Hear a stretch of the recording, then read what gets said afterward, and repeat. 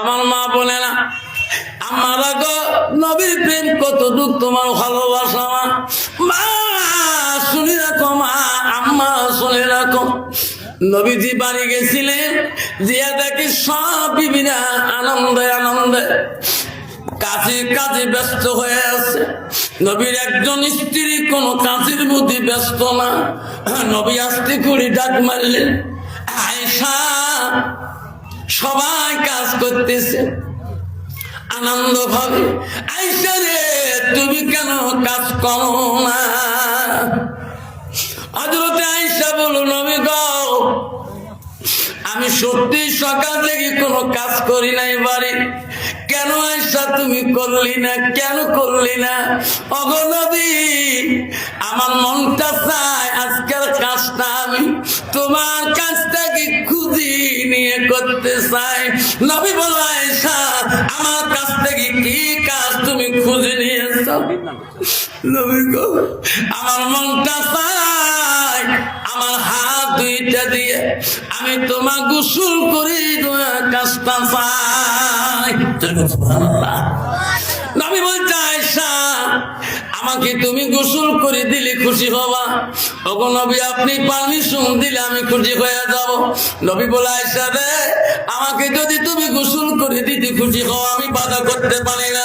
মা বলে, শুনে রাখো মা, ও মা নবীর স্ত্রী হযরত মা আয়েশা তৎক্ষণাৎ 2 মস্ক পানির ব্যবস্থা করে নবীজিকে গোসল করিয়া দিবে। আয়েশা পানির মস্ক নিয়ে গেলেন, জলচকি কাছে নিয়ে গেলেন, নবীজিকে বসিয়া দিলেন। নবীজি বসে আয়েশা মনে মনে বলে, আল্লাহ আমি আয়েশা কত ভাগ্যবতী নারী। আল্লাহ আজকে আমি নবীজি নিজ হাতে গোসলের দায়িত্ব পেয়েছি। আল্লাহ আয়েশা বলে, আল্লাহ আমি আয়েশা কত ভাগ্যবতী নারী। আল্লাহ নবীজিকে কোনদিন গোসলের দায়িত্ব আমাকে দেয় নাই, আজকে আমি পেয়েছি। আল্লাহ হযরত মা আয়েশা 2 মস্ক পানি আনিয়া নবীজির গান কাপড় গুলা খুলিয়া দিলেন। নবীজির গার মধ্যে মসুগের পানি ঢালিয়া দিবে। আল্লাহ নবীর গায়ে পানি আর ঢালে না। নবী বলে, আয়েশা রে আয়েশা তুমি না আমার গায়ে পানি ঢালার কথা বললা, এখন আমার গায়ে কেন পানি দাও না?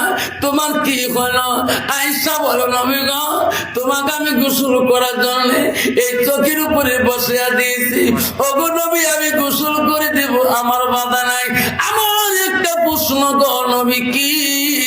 আমি আয়েশা তোমার সাথে 7 থেকে 9 বছর বয়সে বিবাহ আমার আব্বা দিয়েছে। নবী গো কোনদিন তোমার খেদমতের ত্রুটি করি নাই। আজকে আমি আয়েশা তোমাকে একটা প্রশ্ন করতে চাই। নবী বলছে, আয়েশা সারা জীবনে তুমি যত প্রশ্ন করেছ আমি নবীজি উত্তর দিয়েছি, আজকে তুমি কোন প্রশ্ন করতে চাও? ওগো নবী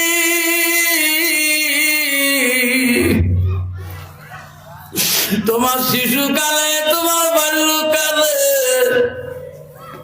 তোমার কোন শরীরের দাগ, কোন বসন্ত, কোন কলেরা হয়েছে নাকি? কোন রোগ, কোন বিধি হয়েছে? কোন তোমার গায়ের মধ্যে এত কেন কালো কালো দাগ? আমার নবী উত্তর দেয় না। আমার নবী কান্দে না। আমার নবী 2 চোখের পানি দিয়ে বুক ভিজিয়ে যায়। আয়েশা বলে, নবী গো আপনি কাঁদেন কেন? আমি তোমাকে অন্য প্রশ্ন করিনি, আপনি জবাব না দিয়ে কাঁদলেন কেন? নবী বলছে, আয়েশা তুমি আজকে হঠাৎ করে এই প্রশ্ন করলি কেন? আয়েশা এই প্রশ্ন করলে আমি নবীজি বড় কষ্ট পাই, আমি বড় ব্যথা পাই। সেই দিনের প্রশ্নগুলা তুমি আজকে আমার মনে তুলে দিও না। সেই দিনের কথাগুলা আয়েশা আমার মনে জাগরণ করে দিও না। আয়েশা বলে, ওগো নবী কোন দিনের কথা? নবী বলছে, আয়েশা রে আমার ছোটকালে, শিশুকালে, বাল্যকালে আমার শরীরে কোনো দাগ ছিল না, আমার শরীরে কোনো কালা দাগ ছিল না, আমার কোনো বেমার হয় নাই। আয়েশা ইসলামের খাতিরে ইসলামের জন্য রে। যেদিন আমি তাইফের জমিনে ইসলাম প্রচার করতে চাই রে আয়েশা, তাইফের মানুষ আমাকে চিনতে পারে না। তাইফের মানুষ আমাকে পাগল বলেছিল। আমি জানে তাইফের যুবকরা আমার পাথর বাড়ি বাড়ি আমার সর্বাঙ্গটা কালো করে দিয়েছে।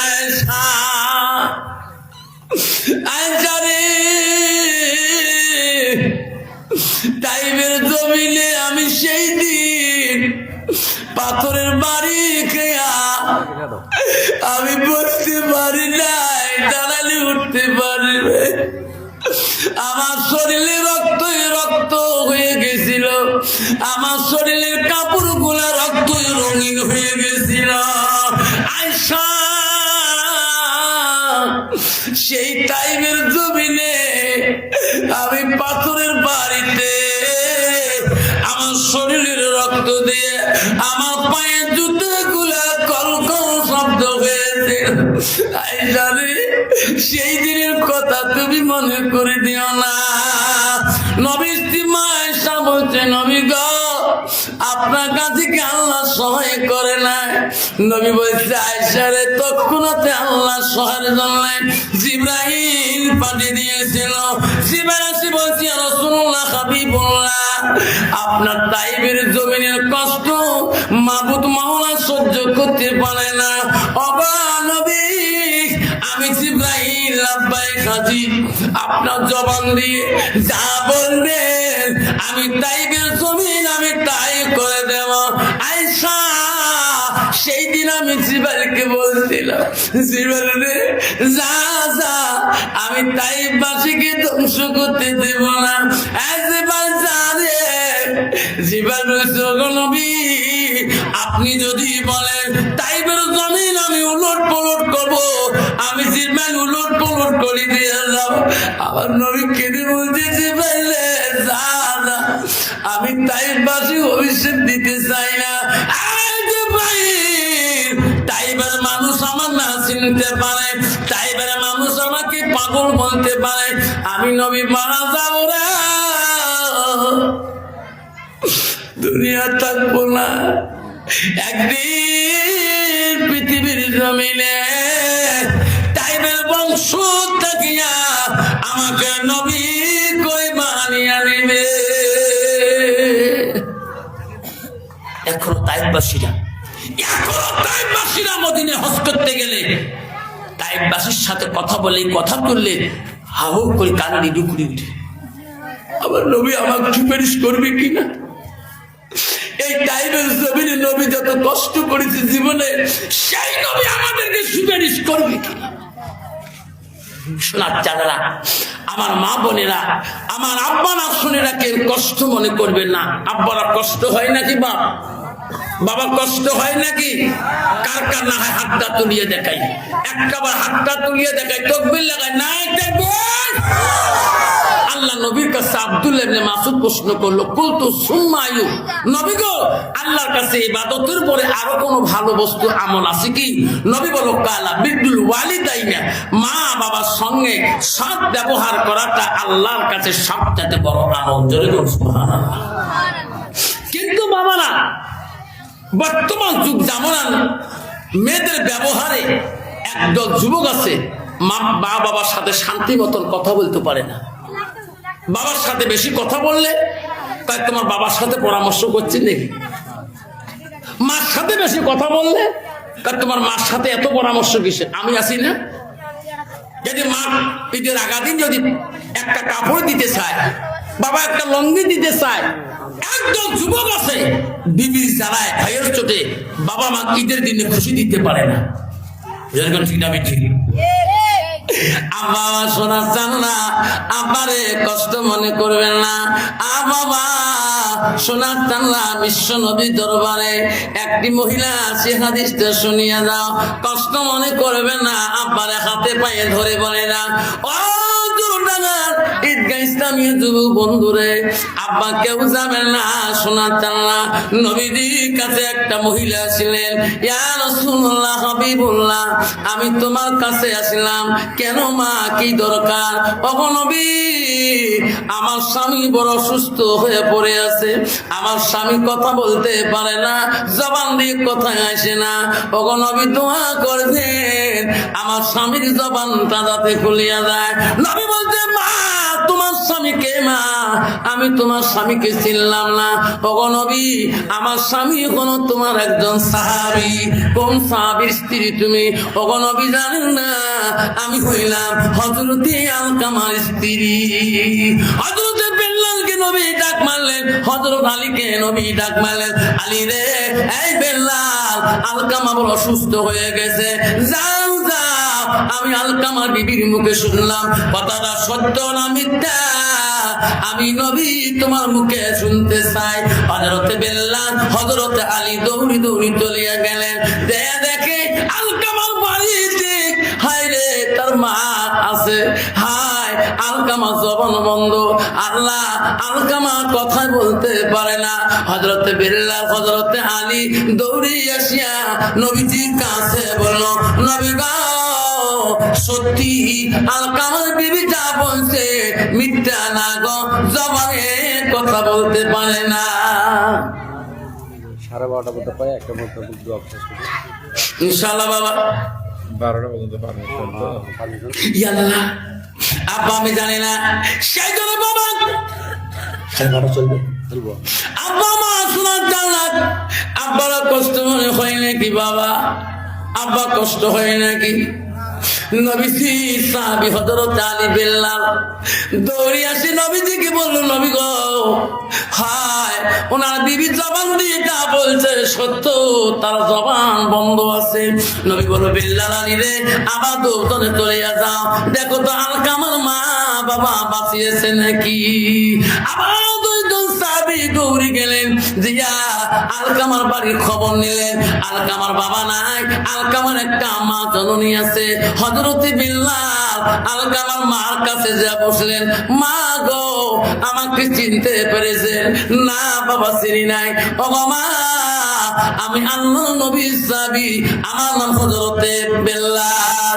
বাবা, নবীজি আমাকে দুবার পানি দিলেন। কেন? মা তোমাকে দাওয়াত দিতে বললো। নবীজি কেন বা তোমার সাথে দেখা করতে চায়?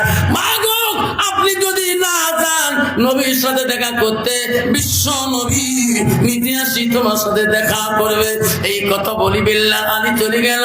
কিছুক্ষণ পরে আলকামার মা বলল, আল্লাহ, বিশ্ব নবী কোনদিন আমার দাওয়াত দেয় নাই, আজকে কেন বা দাওয়াত দিল রে? আমি নবীজির কাছে দেখা না করলে আমার সোনার নবীজি কষ্ট করে আসবে, আমি আলকামার মা বড় গুনাহগার হয়ে যাব। আলকামার মা নিজে হাতে আস্তে আস্তে বিশ্ব নবীর বাড়ির মুখে সামনে যা দাঁড়ালেন। নবীজি দাঁড়িয়ে পালেন, এই বৃদ্ধ মা কোনদিন আসে নাই, আমার মনে হয় এটি বলে আলকামার মা হবে। আস্তে আস্তে নবীজি ওই বুড়িমার কাছে যা বললেন, মা গো, আসুন, বসুন মা, কোথায় তোমার বাড়ি? তোমরা কি আলকামার মা হন? বলে, হ্যাঁ নবী গো, আমি আলকামার মা, আপনি আমাকে দাওয়াত করছেন? বলে, হ্যাঁ, তোমার দেখা করার জন্য সুন্দর করে নবী বসতে দিলেন। আবার নবী জানে রে, মা হারা নবী আমার কত কষ্ট। নবী কান্দে, আল্লাহ, জীবনে মার ভালোবাসা পাই নাই, আল্লাহ, আমি বাপের ভালোবাসা পাই নাই। আলকামার মাকে দেখি নবী অত্যন্ত খুশি হয়ে গেলেন, সুন্দর করে বসতে দিলেন। নবী বলল, মা, আলকামা তোমার কেমন সন্তান? বুড়িমা বলছে, বাবা, আমার নিজের সন্তান। কেমন সন্তান? বড় বুজুর্গ সন্তান, বড় জ্ঞানী সন্তান, এলেমের সাগর সন্তান, এলেমের দরিয়ার সন্তান। নবী বলছেন, না না, ওঠা বলি নাই, ব্যবহার কেমন? বুড়িমা বলছে, হুজুর, দরিয়ার সাগর, বিদ্যার সাগর, হুজুর, সব দিয়ে বিদ্যার সাগর, ব্যবহারের কথা বললে আমি মা বড় ব্যথা পাই। নবী বলছেন, তাড়াতাড়ি যাও, বেল্লাল আলী রে সালমান ফার্সি কোথায়? কেন গো নবী পাহাড়ের মধ্যে যাও, পাহাড়ের গাছ কাটি কাটি ঠাল কাটি কাটিয়া আগুনের কুণ্ড তৈরি করো, জ্বলন্ত আগুন কুণ্ড বানিয়ে রেডি করো। আলকামার মা বলো নবী গো কেন পাহাড়ের গাছ ঠাল কাটি আগুনের কুণ্ড কেন তৈরি করা হয়? ও মা তোমার আলকামা যে পাপ করেছে দুনিয়ার বুকে যদি জিন্দা তো পোড়া দেওয়া হয় আল্লাহ মাফ করবে কি না তার গ্যারান্টি না। মা কি দে মা বলে নবী গো বাবা নবী আমি তার মা,